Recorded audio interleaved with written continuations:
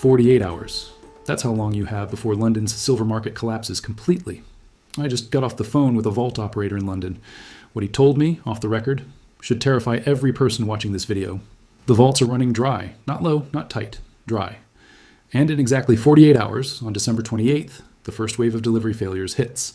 When buyers who purchased silver this week demand their metal and London tells them, we can deliver for 4 to 8 weeks instead of the normal 2 days, that a yes when panic starts. In the next 15 minutes, I'm going to show you the one number that proves $200 silver is mathematically certain. I'm going to walk you through the 48-hour timeline until London's delivery system breaks. And I am going to reveal why every day you wait costs you $20 to $30 per ounce. But right now, silver just crossed $80, new all-time high. 6 straight sessions of gains, every financial outlet is covering the rally. And every single one of them is missing what's actually happening. They're telling you this is about safe haven demand. Fed rate cuts, geopolitical tensions, they're lying to you. Or more accurately, they're describing symptoms while the disease kills the patient. And that disease is terminal for anyone not positioned in the next 48 hours. Because what happened in London over the past 72 hours changes everything. The delivery timelines that were 2 days are now 8 weeks. The lease rates that should be under 1% are at 32%. The backwardation that signals physical scarcity just hit levels not seen since 1980. London is out of silver, and December 28th is when the world finds out. Let me show you the number they're hiding, the number that makes $200 inevitable, the number that tells you why you have 48 hours before this window closes forever. 155 million ounces. That S, the free float of deliverable silver in London, SLBMA vaults according to TD Securities, not total inventory, not the number they report publicly. The actual metal available for immediate withdrawal and delivery to buyers demanding physical. 155 million ounces sounds massive until you do the simple math. Global industrial demand runs 1.86 million ounces per day. Just factories, just manufacturers who need silver to keep production running. Not investors, not ETFs, just industrial consumption. At current demand rates, London's entire free float represents 83 days of supply, less than 3 months. But here's where your blood should run cold. That calculation assumes zero investor demand, zero safe haven buying, zero institutions positioning for what comes next. When you add actual total demand, TD Securities calculated London's free float at 6 weeks, 42 days. And that estimate was made before silver crossed $80, before the current panic began. 6 weeks of supply in the world's primary silver trading hub. And December 28th is when the drawdown accelerates beyond control. Now, I need you to understand what happened in the past 72 hours, because this is not normal market tightness. This is system failure manifesting in real time. London vault delivery timelines just exploded from 2 to 3 days to 4 to 8 weeks. Read that again. If you buy silver in London today and demand physical delivery, they're quoting you 2 months. That's a 15-fold extension. This isn't processing delays. This isn't administrative backlog. This is vaults that Don T have the metal telling buyers, we'll try to find it in the next 60 days, but we can D promise anything. Between December 2024 and February 2025, London experienced withdrawals of 128.5 million ounces. That's 15% of total inventory in 3 months. And that was before this rally that pushed silver above $80. The delivery delays and the inventory depletion are connected. London doesn't have the silver. The vaults are empty. And in 48 hours, when December 28th delivery obligations come due, the market realizes this isn't temporary. Here's the timeline. The exact sequence of what unfolds starting December 28th. This isn't T speculation. This is the logical cascade when the world S primary silver market cannot deliver on promised contracts. December 28th is the inflection point. That's when contracts close this week come due for delivery. Buyers who purchased at $74, $76, $78, expecting normal 2-day delivery will be told 4 to 8 weeks. When that first wave of buyers realizes London's vaults cannot satisfy immediate delivery, panic buying begins. Not speculative positioning, panic. Industrial manufacturers needing silver for January production will scramble. Solar panel producers requiring 20 grams per panel will bid whatever it takes. Electronics companies who cannot substitute without 30% performance loss will pay any premium. And sovereign wealth funds watching this unfold will demand immediate delivery on their positions before the vaults empty completely. But before I show you how fast silver moves from $80 to $200, you need to see the proof this crisis is already here. The signals screaming that London's system is breaking. Silver lease rates, normally under 1%, the cost for institutions to borrow silver temporarily for industrial use. In October 2025, lease rates spiked to 39%, from under 1% to 39% in weeks. They've settled back to 32%, but that's still 30 times normal. What does that mean? There's no silver available to borrow. Industrial users needing to lease silver are being quoted rates that make production uneconomical. But here's what mainstream analysts won't tell you. Those 32% rates are the reported institutional rates. The actual rates in private transactions between bullion banks and major buyers are approaching 50% to 60%. Why would anyone pay 60% annual interest to borrow silver? Because they need it for production that cannot wait. Because missing delivery deadlines means losing contracts permanently. Because they know securing silver in January will be impossible. When industrial buyers pay 60% interest for temporary access, it tells you the spot market has failed. Normal supply mechanisms are broken. And December 28th is when mainstream markets realize it. Now let me show you the backwardation that proves physical scarcity is extreme. Silver futures are trading at a 2.88 discount to spot. Immediate physical delivery trades at a 2.88 premium over future promises. That's the largest backwardation since January 1980 during the Hunt brothers squeeze. Backwardation means the market values metal today more than promises of metal tomorrow. This only happens when physical scarcity is severe and delivery is uncertain. 2.88 on $80 silver is a 3.6% premium for immediate delivery. That's enormous.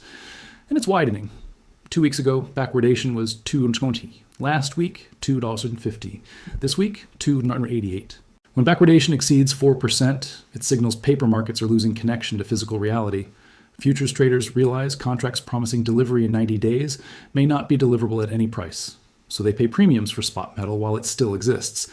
And here's the structural problem that makes this unfixable. London has 380 million ounces of outstanding contracts, paper promises to deliver silver, but the actual deliverable free float is only 155 million ounces. Some analysts believe true available metal is even lower, possibly 50 to 80 million ounces after accounting for allocated ETF holdings and sovereign reserves not truly available to market. That means paper claims of 380 million against physical metal of maybe 50 to 155 million. A ratio of 2.5 to 1 at best, possibly 7 to 1 at worst. When that discrepancy becomes undeniable, when delivery failures force recognition that paper far exceeds physical, price discovery breaks completely. And December 28th is when the first wave of failures hits. But there's one more factor that seals London's fate, one detail that makes this terminal rather than temporary, and it happens 96 hours from now. January 1st, 4 days after December 28th. That's when China's export licensing takes effect. China processes 60% to 70% of global silver through its refining network. Even metal mined in Peru and Mexico flows through Chinese refineries before shipment to London. Starting January 1st, every ounce leaving China requires government approval. London has been counting on Chinese refined silver to refill depleted vaults. Between December and February, London lost 128.5 million ounces.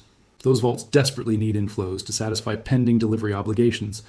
But in 4 days, Chinese supply becomes subject to Beijing's discretion. And Beijing's priorities are crystal clear. China consumed 232 million ounces for domestic solar production in 2024.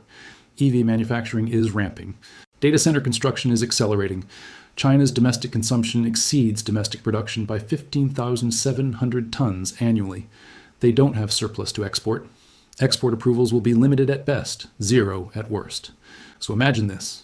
December 28th, London realizes delivery timelines are stretched and vaults are depleted. January 1st, London realizes Chinese refilling is restricted. That's when panic transitions to crisis. That's when the math that puts silver at $200 becomes undeniable. Let me show you the calculation, not speculation. Pure supply mathematics. Silver closed last year at $28.87. It just crossed $80. That's 177% in less than 12 months. It's the fastest rally in silver's history. Faster than 1979 to 1980, faster than 2010 to 2011, but we're only in the acceleration phase. The supply shock hasn't fully manifested. December 28th is when London's failures become public. January 1st is when Chinese exports face licensing. If silver went from $29 to $80 on anticipation of constraints, what happens when constraints actually materialize? When London cannot deliver? When Chinese metal stops flowing? Conservative analysts targeting $100 are now privately discussing $150. Aggressive analysts are talking $200 to $250. The extremists who studied the Hunt brothers squeeze are whispering $300. I'm not endorsing the most extreme targets, But I'm telling you, the structural conditions exist for any of them. The gold to silver ratio is compressing, currently around 55 to 1, already down from 80 to 1 earlier this year. During genuine supply crises, this compresses much further. In 2011, it hit 32 to 1. In 1980, during the Hunt Brothers peak, it touched 17 to 1. Gold is currently 2,750. If the ratio compresses to 30 to 1, silver should trade at 88 ounces. At 25 to 1, silver hits $100. At 20 to 1, silver reaches $130. At 15 to 1, during peak panic, silver exceeds $176. And gold isn't standing still. As central banks diversify and geopolitical tensions escalate, gold is rising. If gold hits $3,000 while the ratio compresses to 20 to 1, silver trades at $150. If gold reaches $3,300 and the ratio hits 17 to 1, silver exceeds $194. The math points one direction, substantially higher than $80. And December 28th is when acceleration begins. But you need to see the proof this is global, not just London. The evidence this crisis is spreading faster than anyone realizes. Multiple silver ETFs in India suspended share creation in late 2024. They told investors directly, "We cannot accept your money because we cannot source the physical silver to back your shares." Think about what that means. ETFs are designed to expand and contract with demand. When they suspend creation, the physical market has failed. India imported 83 million ounces in just September and October 2025. Much of that came through Hong Kong from Chinese refineries. Starting January 1st, that supply faces licensing. Indian industrial buyers need silver for solar and electronics. Indian retail investors prefer physical over depreciating rupees. When Chinese exports face restrictions and London cannot deliver, India becomes the next flashpoint. Meanwhile, COMEX in New York is experiencing parallel stress. Registered silver, metal available for immediate delivery, declined from 85 million ounces in 2022 to 36 million today, a 58% collapse in 2 years. But here's the connection most analysts miss. COMEX traders are using exchange for physical contracts to convert COMEX futures into London spot contracts.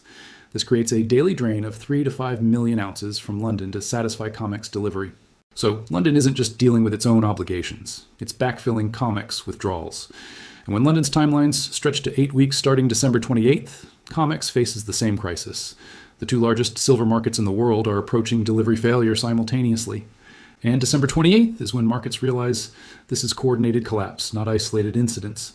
Now let me show you the bank exposure that should terrify regulators. A handful of major banks dominate silver clearing: JP Morgan, HSBC, Scotia. These banks hold massive short positions and are key London dealers. JP Morgan paid $920 million in 2020 for silver manipulation. Since then, they've been accumulating physical quietly. Estimates range from 600 million to over 1 billion ounces in private vaults. Why accumulate that much after paying nearly $1 billion in fines? Because they understand supply dynamics better than anyone. They know London's vaults are depleting. They know Chinese exports face restrictions. They know delivery crisis is approaching. They're positioned long physically while short on paper. When December 28th triggers panic, JP Morgan satisfies short obligations from their stockpile while prices gap higher, profiting both sides. But smaller banks and hedge funds short silver without physical stockpiles face liquidation. When backwardation exceeds 5%, when delivery failures multiply, short squeezes become unavoidable. And here's the timeline to complete depletion. TD Securities warns London's stockpiles could be depleted within 7 months at current demand. That analysis was done at $70. We just crossed $80. Higher prices don't reduce industrial demand. Solar producers cannot substitute copper. Electronics manufacturers cannot use aluminum. Demand is non-negotiable regardless of price. What higher prices do is accelerate investor and sovereign demand. When silver crosses $100, then $120, then $150, it attracts capital that was waiting. Pension funds rotate from bonds to hard assets. Sovereign wealth funds accelerate diversification. If London's free float was 7 months at $70 and demand accelerates as prices rise, that timeline compresses, possibly to 5 months, possibly to 3. And this crisis is built on 5 consecutive years of deficits that drained inventories to critical levels.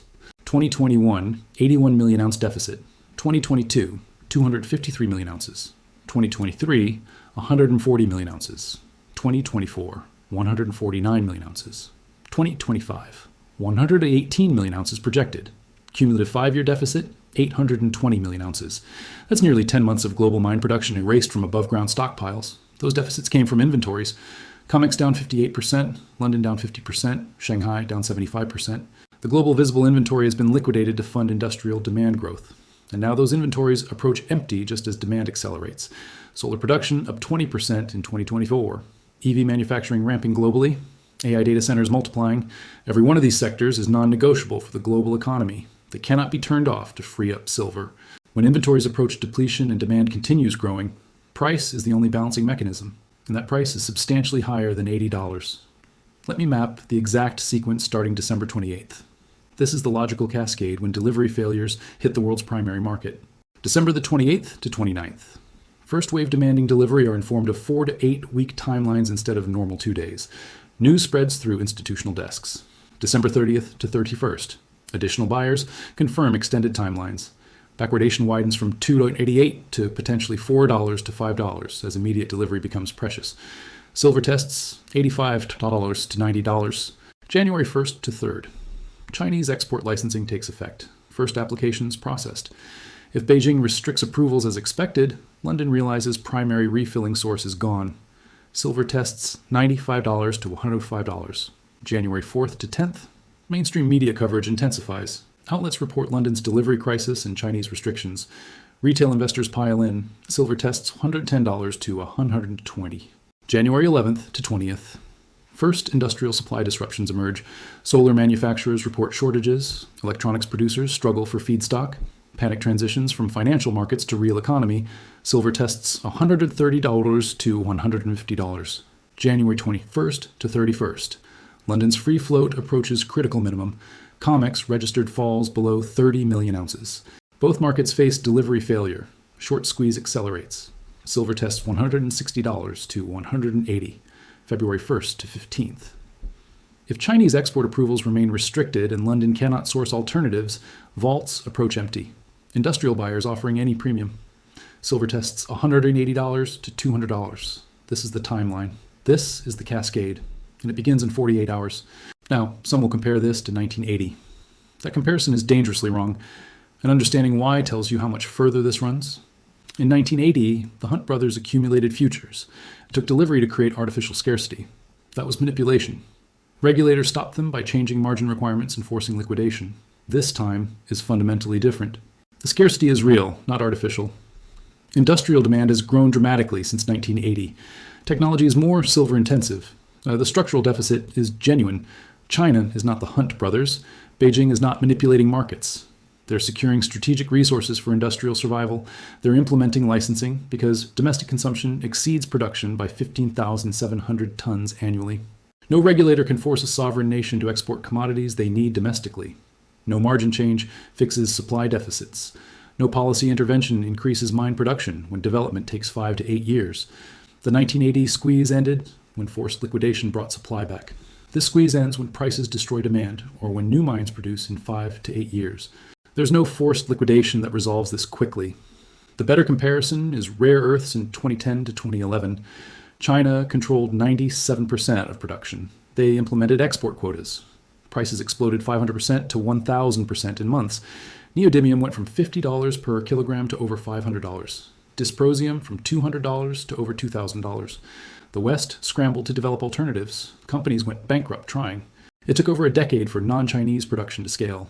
And prices never returned to pre-quota levels. They stabilized permanently higher because marginal cost of new sources far exceeded simply buying from China. Silver is following the same script.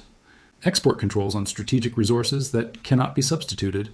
Industrial applications requiring silver regardless of price. Western countries launching desperate efforts for alternative supply. The outcome is predictable. Prices spike dramatically. Alternatives eventually develop, but prices never return to $30 or $40. The new equilibrium will be substantially higher, possibly $100 to $150 long term. And while retail is just paying attention, institutions have been positioning for months. iShares. Silver Trust saw $3.68 billion in net inflows over the past year. Total assets reached $27 billion. This is not retail money. This is institutional allocations from pension funds, sovereign wealth funds, hedge funds. Sprott Physical Silver Trust holds 204 million ounces of fully allocated bars. Inflows have been substantial throughout 2025 as sophisticated investors recognize the approaching crisis. Central banks globally bought over 1,000 tons of gold for 3 consecutive years. Now they're allocating to silver as strategic resource hedge. For countries building solar capacity or EV manufacturing, silver becomes strategic stockpile, similar to oil reserves. The smart money at institutional and sovereign level is securing physical while it's available. And December 28th is when that positioning becomes obvious to mainstream markets. But let me be honest about risks. What could prevent silver from reaching $200? First risk, demand destruction and higher prices. If silver hits $150, some applications might find substitutes or reduce consumption. But substitution is extremely limited. Solar cannot use copper without 30% efficiency loss. High-frequency electronics cannot use aluminum. Medical applications have no alternatives. Second risk, global recession crushing industrial demand. If economies contract sharply, if solar installations decline, if EV production slows, demand could drop enough to offset constraints. But even in recession, silver has monetary safe haven characteristics supporting prices. Third risk, China policy reversal on export licensing. If Beijing restarts normal exports, but given their domestic deficit of 15,700 tons annually, this seems highly unlikely. Fourth risk, massive stockpile discovery. If hidden inventories exist not captured in LBMA or COMEX data, possible. But if such stockpiles existed, why are lease rates at 32% and delivery timelines at 8 weeks? None of these risks eliminate the structural deficit. They might slow the advance temporarily, but they don't change the fundamental imbalance between supply and demand. Here, S, what you need to watch over the next 30 days to confirm this plays out as expected. First, London delivery timelines, currently 4 to 8 weeks. If they extend to 10 plus weeks, crisis is intensifying. If they somehow improve to normal 2 to 3 days, I'm wrong and supply is adequate. Second, lease rates, currently 32%. If they spike toward 50%, it confirms free float depletion. If they fall below 10%, supply is improving. Third, backwardation, currently $2 to $88. If it widens to $4 to $6, physical scarcity is extreme. If it narrows or flips to contango, pressure is easing. Fourth, Chinese export approvals starting January 1st. If Beijing restricts licenses, London loses primary refilling. If China surprisingly approves substantial exports, crisis moderates. Fifth, COMEX registered inventory, currently 36 million ounces. If it drops below 25 million, New York faces same delivery crisis as London. Sixth, industrial supply disruptions. If solar manufacturers or electronics producers publicly announce silver shortages affecting production, crisis has spread from financial to real economy. These indicators tell you if December 28th triggers the cascade, or if somehow the market navigates this without breakdown. But here's what I need you to understand. The positioning decision you face right now. Every single day you wait costs you $20 to $30 per ounce based on this timeline. If you wait until January 5th, when mainstream media covers London's crisis, silver will be at $100 to $110. If you wait until January 15th, when industrial disruptions hit news, silver will be at $130 to $150. The institutions already positioned aren't waiting for confirmation. They're not waiting for mainstream validation. They positioned months ago when the data became clear. You're watching the final 48 hours before delivery failures become public knowledge. The last 2 days before December 28th exposes London's vault crisis to the world. This is not a dip to buy. This is not a correction to wait for. This is the inflection point where structural supply deficit meets delivery system failure. Silver just crossed $80. London vaults are running dry with 155 million ounces of free float representing 6 weeks of global demand. Delivery timelines exploded from 2 days to 8 weeks. Lease rates at 32%, 30 times normal. Backwardation at 288, highest since 1980. In 48 hours, December 28th, the first wave of delivery obligations comes due. When buyers realize London cannot deliver on promised timelines, when panic buying begins as industrial manufacturers scramble for January supply. In 96 hours, January 1st, Chinese export licensing takes effect, removing 60% to 70% of global refining capacity from assured access, when London loses primary source for refilling depleted vaults. TD Securities warns London's stockpiles could deplete within 7 months at current rates. 5 consecutive years of deficits drained 820 million ounces from inventories. COMEX down 58%, London down 50%, Shanghai down 75%, industrial demand at record levels and accelerating.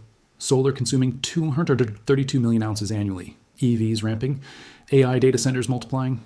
None of these drivers can be reduced regardless of price. The structural conditions exist for $150 to $200 silver, not through speculation, through supply crisis mathematics, when the world's primary trading hub cannot deliver on contracts, when the largest processor restricts exports, when manufacturers face shutdowns unless they secure metal. You are watching the final 48 hours before London's delivery system breaks publicly. Not a temporary squeeze resolving in weeks. A structural fracture in global supply. Silver at $80 is not expensive when you understand the destination. Not overvalued when free float represents 6 weeks and delivery takes 2 months. Actually cheap relative to $150 to $200 targets when the cascade fully unfolds. Conservative analysts targeting $100 now discuss $150 privately. Aggressive analysts talking $200 to $250. Extremists who studied rare earth crisis whisper $300 if panic exceeds historical precedent. I'm not endorsing the most extreme, but December 28th begins the sequence. Delivery failures, panic buying, industrial scramble, media coverage, retail pile-in, sovereign positioning, the institutions with London trading desk access already positioned. The banks secured physical stockpiles. The sovereign funds are demanding delivery before vaults empty. And you have 48 hours before December 28th triggers the cascade. Before London's crisis becomes undeniable. Before mainstream realizes the world's primary hub has run out. This is not about catching a rally. This is about positioning. Before supply chain collapse becomes public knowledge. The question isn't if London's free float depletes. The question isn't if December 28th triggers delivery panic. The question isn't if Chinese licensing restricts supply. The only question is whether you'll be positioned when it happens. Every financial crisis has a moment when the smart money acts and everyone else watches. 2008 had early 2007 when housing data turned. 2020 had February when pandemic spread became inevitable. 2011, rare earths, had November 2010 when China announced quotas. This crisis has December 28th, 2025.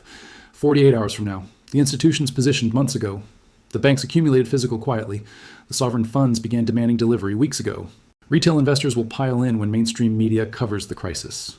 When Bloomberg runs London silver vaults face delivery crisis headlines. When CNBC interviews panicked industrial buyers unable to secure supply. By then, silver will be at $120 to $150. The easy gains from $80 to $110 will be gone. The low-risk entry before public awareness will have closed. You're receiving this information now, 48 hours before the inflection point, because the data is screaming crisis and the countdown is measured in hours.